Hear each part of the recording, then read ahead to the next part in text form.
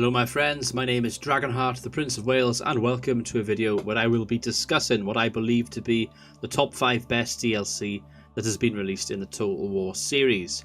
I will be limiting this list to strictly DLC. I won't be including expansion packs such as Medieval 2's Kingdoms or Barbarian Invasion for Rome Total War. I also won't be including Fall of the Samurai, as that is more or less an expansion in its own right with DLC of its own on top of it. Please remember that it's only my opinion. There will be some listed here that you'll likely disagree with. If that is the case, then I would be interested to see what your best 5 DLCs are, so please list them in the comment section below. Without further ado, let's start with number 5. At number 5, we have the Noire DLC for Total War Warhammer.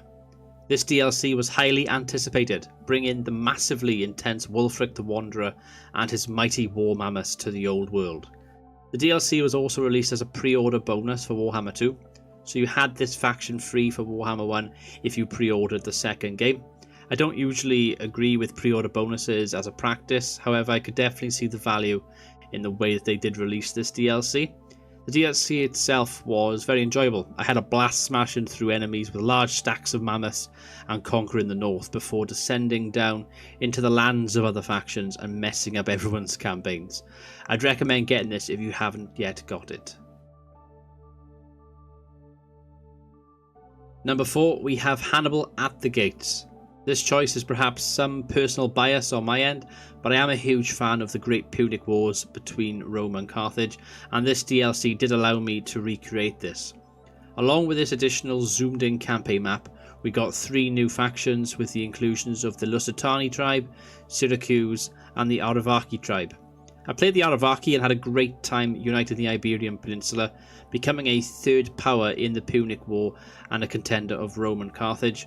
Overall, I would say that most campaign packs are certainly worth looking at as a DLC, but with this one you're also getting 3 new factions to also use in your main grand campaigns. Number 3 is the Age of Charlemagne DLC for Total War Attila. I wasn't a huge fan of Attila. Quite frankly, the game did bore me a little bit, with the campaign seeming lifeless and repetitive. Basically just boring, absolutely bored my pants off, but Age of Charlemagne changed things for the better with a newly focused campaign map, which I prefer to the base game map with Attila. You can play as Charlemagne himself as you aim to consolidate your fragile kingdom of Francia and fend off your gold from marauding Vikings, or perhaps the Viking way of war is to your liking. The DLC adds a nice variety of factions all over the map, with each having their own unique objectives, such as the Lombards forming the Kingdom of Italy, or the Emirate of Cordoba establishing rule in Spain. Overall, the campaign has so much to offer, and then of course there are great mods such as the Age of Vikings to help give this mod more longevity. This is certainly a pick for most people's top 5s and makes Attila a much better game overall. For number 2, I have gone for the Realm of the Wood Elves DLC for Total War Warhammer.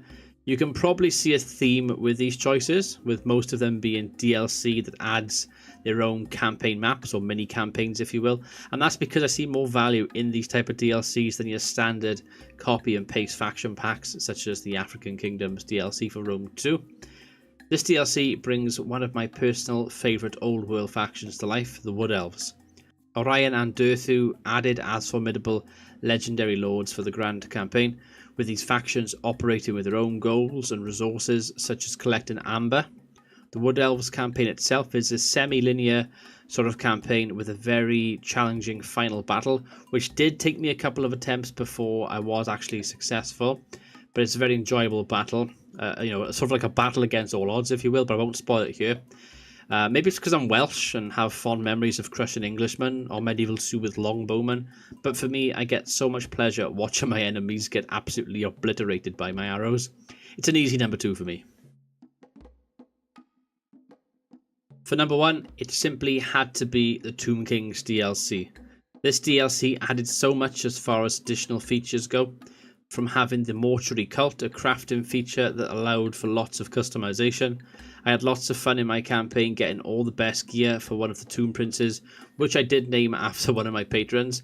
By the end of the campaign, he was smashing through enemies without the need of support from legendary lords such as Archon. Speaking of Archon, there are 4 new legendary lords that were added with this DLC, each having a different and unique playstyle.